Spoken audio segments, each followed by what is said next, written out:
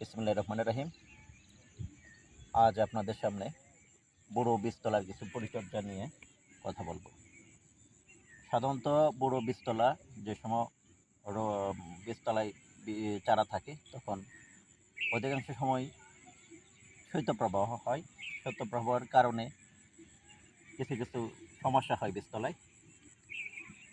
প্রথমে যেটা হয়, কিসেক বা লালচে ভাব হয়ে চারা মারা যায়। শৈত্যপ্রবাহ যখন শুরু হবে, তখন বীজতলায় পানি ধরে রাখতে হবে।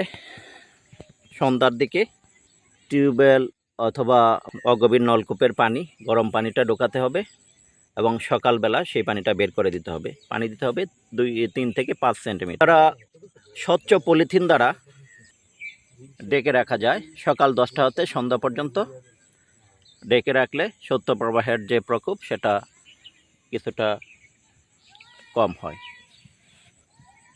এরপরও যদি কিসেক বা ওই লালচে পুরা ভাব শুরু হয়, হলদেটে হয়ে যায়, তখন অ্যাজোস্টোস্ট্রোবিন বা পাইরাস্টোস্ট্রোবিন গ্রুপের ছত্রাকনাশক লিটারে 2 মিলি হারে স্প্রে করে দিতে হবে। সাথে কীটনাশক প্রয়োগ করলে দেখা যায় যে বীজতলার যে পোকা আক্রমণ হয়, থিপস অথবা অন্য যে পোকাগুলি আছে সেগুলোও চলে যায়। চারার বয়স যখন 2 সপ্তাহ বা তারও বেশি সময় হবে, তখন শতাংশে 280 গ্রাম ইউরিয়া এবং 400 গ্রাম জিপসাম প্রয়োগ করলে চারার বাড়তি সঠিক থাকে বা দ্রুত হয়। সাথে জিঙ্ক দেয়া যায় 40 গ্রাম হারে।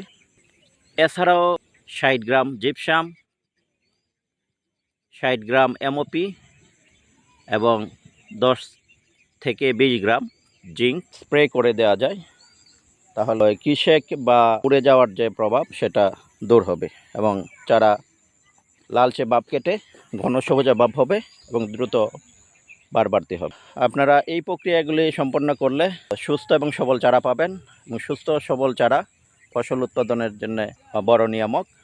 অবশ্যই বড়োর যে চারা রবি মৌসুমের 35 থেকে সর্বোচ্চ 45 দিনের মধ্যে রোপণ করবেন।